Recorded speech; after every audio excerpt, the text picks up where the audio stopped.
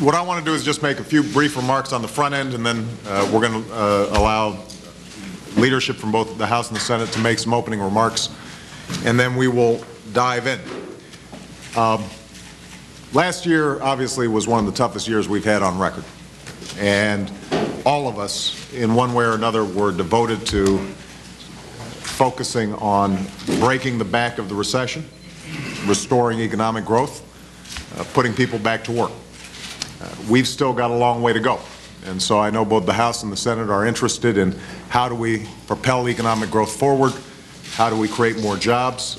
I was very pleased to see a glimpse of bipartisanship in the Senate recently in passing a jobs bill, and I hope that continues, and I know there are going to be some additional pieces of legislation moving forward around, for example, making sure that small businesses can get financing. And those are the kinds of things that I think all parties and both chambers should be able to agree to. So I'm very much looking forward to working with you on all those issues. I have said repeatedly, I said at the State of the Union, I said last night when I was meeting with the Business Roundtable, that in addition to dealing with the immediate challenges we face in the recovery, it's absolutely critical that we also look at some fundamental structural problems in our economy that are hurting families, hurting businesses, and having an impact on the exploding deficits and debts that the federal government, but also state governments, are carrying.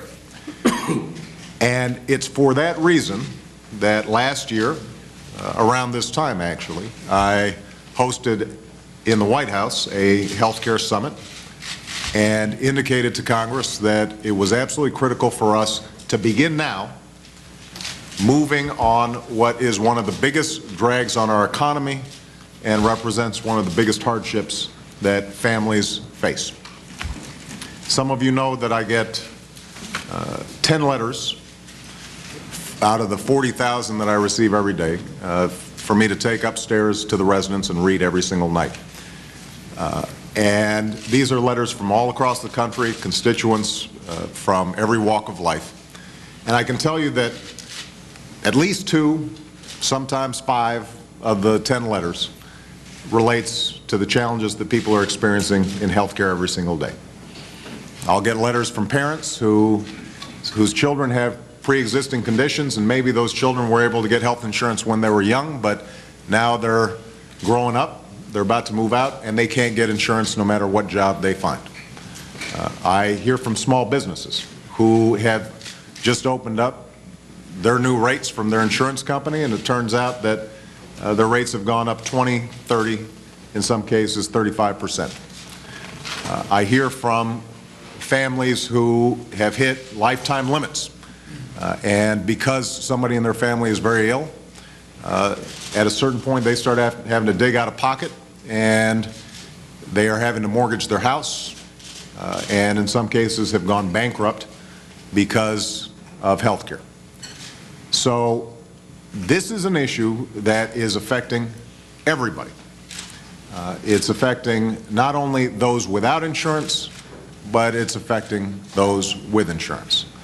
And when you talk to every single expert, and you just talk to ordinary people and you talk to businesses, everybody understands that the problem is not getting better, it's getting worse. Right now, it's projected that premiums for families with health insurance, not people without health insurance, but with health insurance, will almost certainly double over the next decade, just as they doubled over the past decade. In the individual markets, it's even worse. Businesses are having to make decisions about just dropping coverage altogether for their employees. If they're not doing that, then the money that they are spending on health care is money that otherwise could have gone to job creation. And I don't need to tell people here about the effects on the federal budget. We've got some people who've been working a very long time on figuring out how can we control the huge expansion of entitlements. Almost all of the long-term deficit and debt that we face relates to the exploding costs of Medicare and Medicaid. Almost all of it. I mean, that is the single biggest driver of our federal deficit. And if we don't get control over that, we can't get control over our federal budget. Now, I'm telling all of you things you already know. Maybe more personally, I should just mention the fact that I now have about as good health care as anybody could have. I got a doctor right downstairs. And all of us, when I was in the Senate, and all of you as House and Senate members, have good health care. But remember, maybe when you were younger, when you were first starting off, I can certainly remember Malia coming into the kitchen one day and saying, "I can't breathe, Daddy," and us having to rush her to the emergency room because she had asthma. Or Sasha, when she was a baby, getting meningitis and having to get a spinal tap and being on antibiotics for 3 days, and us not knowing whether or not she was going to emerge okay. In each of those instances, I remember thinking while sitting in the emergency room, what would have happened if I didn't have reliable health care? My mother, who was self-employed, didn't have reliable health care, and she died of ovarian cancer. And there's probably nothing that modern medicine could have done about that. It was caught late, and that's a hard cancer to diagnose. But I do remember the last 6 months of her life, insurance companies threatening that they would not reimburse her for her costs, and her having to be on the phone in a hospital room arguing with insurance companies when what she should have been doing is spending time with her family. I do remember that. Now, everybody here has those same stories somewhere in their lives. Everybody here understands the desperation that people feel when they're sick.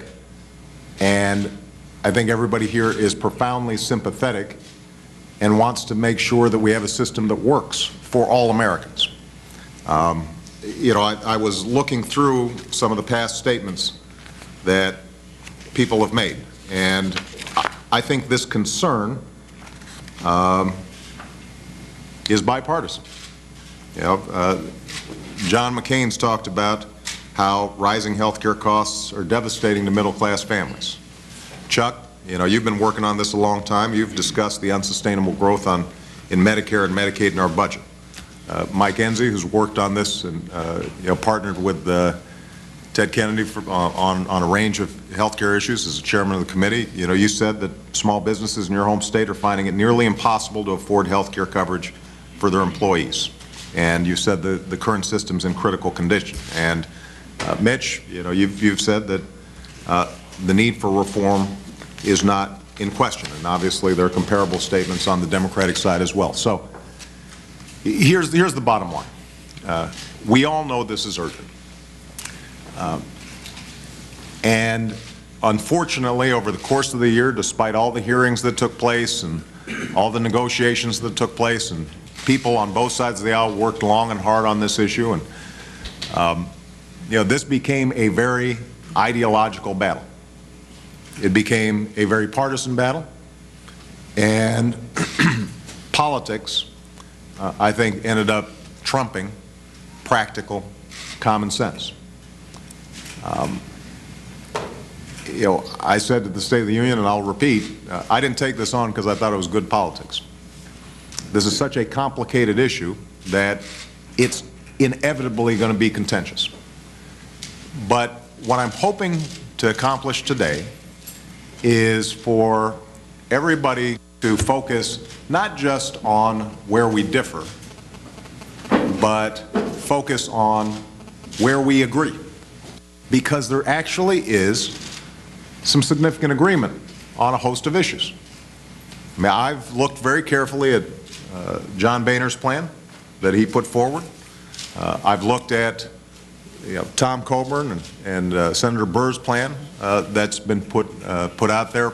Paul Ryan has discussed some of the issues surrounding Medicare. I've looked at those very carefully.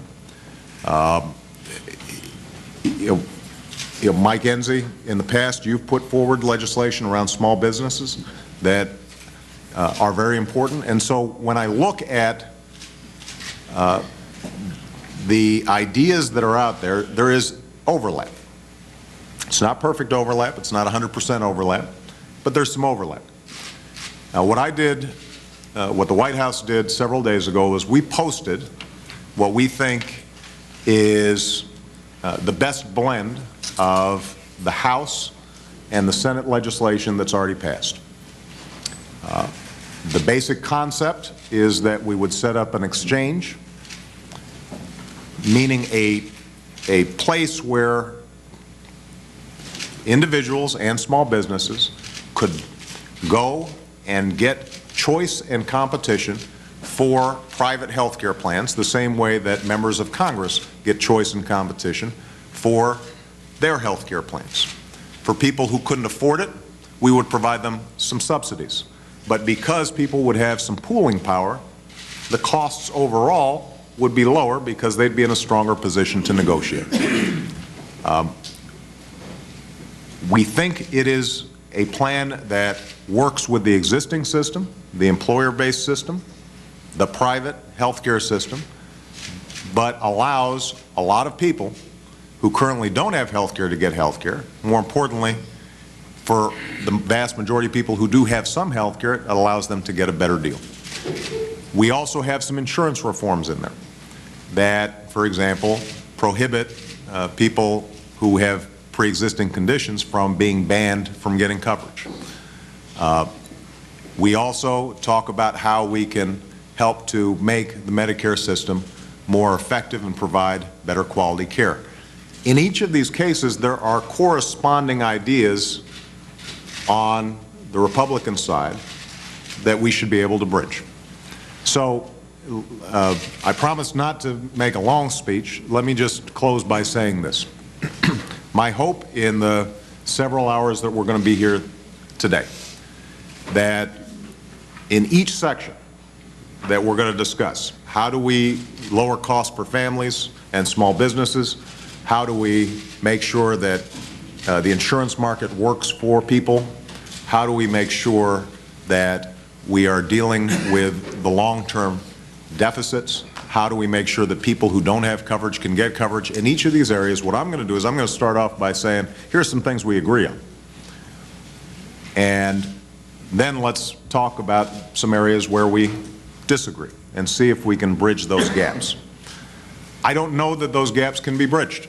And it may be that at the end of the day, we come out here and everybody says, well, you know, we have some honest disagreements. People are sincere in wanting to help, but they've got different ideas about how to do it, and we can't bridge the gap between Democrats and Republicans on this. But I'd like to make sure that this discussion is actually a discussion and not just us trading talking points. I hope that this isn't political theater, where we're just playing to the cameras and criticizing each other, but instead are actually trying to solve the problem. That's what the American people are looking for. As controversial as the efforts to reform health care have been thus far, when you ask people, should we move forward and try to reform the system, people still say yes. They still want to see change. And it strikes me that if we've got an open mind, if we're listening to each other, if we're not engaging in sort of the tit for tat and trying to score political points during the next several hours, that we might be able to make some progress. And if not, at least we will have better clarified for the American people what the debate is about. So with that, I just want to say again how much I appreciate everybody for participating. And I am going to now turn it over to Senator McConnell so that he can make some opening remarks, and we'll just go back and forth between the Democratic leaders in the Senate and the Republican leaders, House and Senate, and then we'll just open it up and we'll start diving in.